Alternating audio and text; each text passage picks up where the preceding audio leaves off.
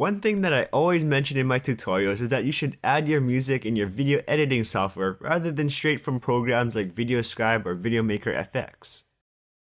You get more options like extending the song past the created video or being able to have the music start from a different section. But to do this, we need the original MP3 file. It's quite hidden in Scribe, but still accessible. This video will teach you how to access the songs that Scribe offers and show you where to find your voiceover file if you decide to record your voiceover straight in Scribe, which you shouldn't, but whatever. I can only show you how it works on a Windows computer, but if you're on a Mac, the folder should be located here. You can look for this file while I go over how to find it on Windows and start paying attention when I talk about what's actually inside the folder. For Windows users, the folder is located here.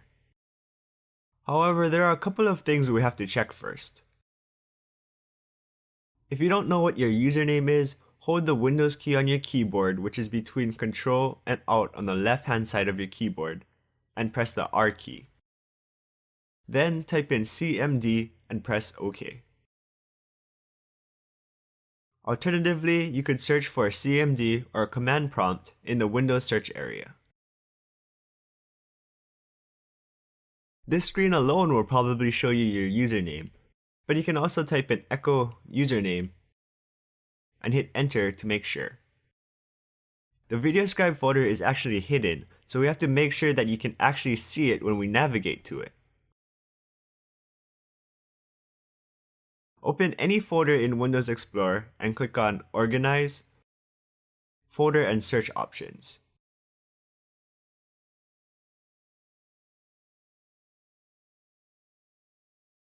Or you can go to your control panel, set it to Small Icon View, and click on Folder Options. Next, switch to the View tab and make sure that Show Hidden Files, Folders, and Drives is selected, and click OK. Now open a new Windows Explorer window and go to your main hard drive, Users,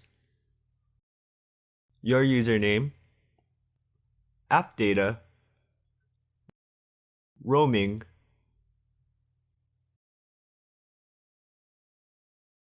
Scribe desktop, local store.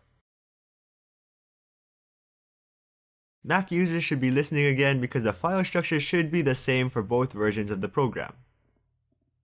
It's very important that you do not remove or delete files from these folders. These files are directly tied to the program, so if you delete something, you may cause errors when you try to open something in Scribe.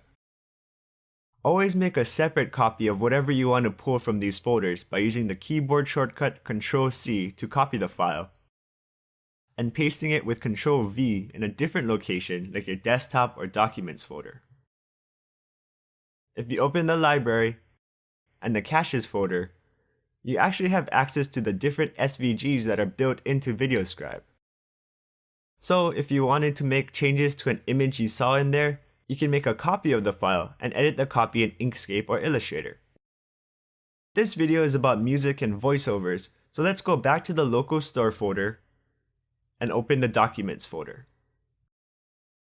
This is the folder that Scribe will download your songs and voiceovers to. You can see that I already have some MP3 files saved in mine. Leave that folder open, but open up Scribe. Let's create a new project and click on the music note icon from the main project window. As I mentioned in the audio and voiceover overview video, the songs listed here aren't actually downloaded to your computer yet. You have to add them to your project before it will actually download. So when working on your music, make sure that you're connected to the internet so you don't run into any problems. Let's use the Chestnut Line song. Click on it, and click on the check mark to add it to the project. When you see the Scribe icon, that means that the song is being downloaded. Once it's gone, switch back to the Documents folder we opened earlier, and you can see a new file that has been added to the folder. The best way to see which file was added would be to set your view to Details.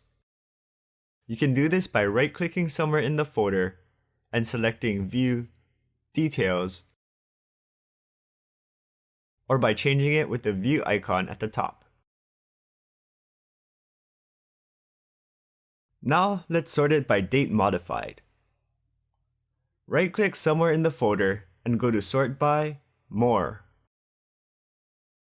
Scroll down to Date Modified, add a check mark to it,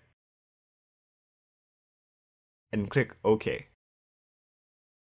Click on the Date Modified header at the top of the folder to show which files were created or updated the most recently. You'll see the song that we just added at the top, and if we preview it,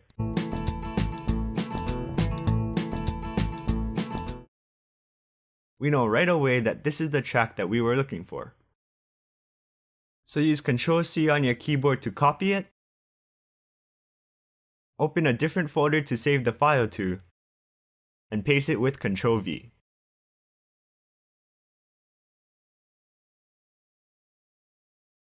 The same process can be applied to voiceovers that you record in VideoScribe.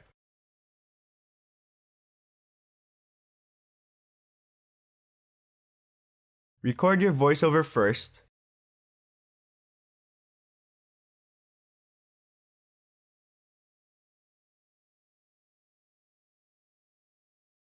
switch to this folder, and you should see a new file called something.drawing.voiceover, which, if you're still sorted by date modified, would be your most recent voiceover at the top of the window.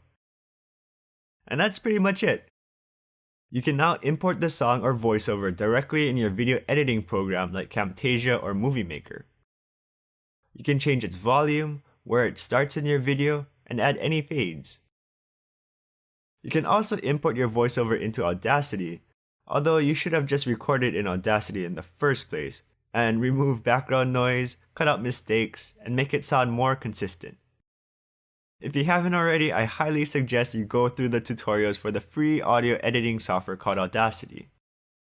We go over all of the effects listed earlier, and it's such a better option than recording straight in programs like Powtoon or VideoScribe. Until next time, this is Luke, signing off. Thanks for watching.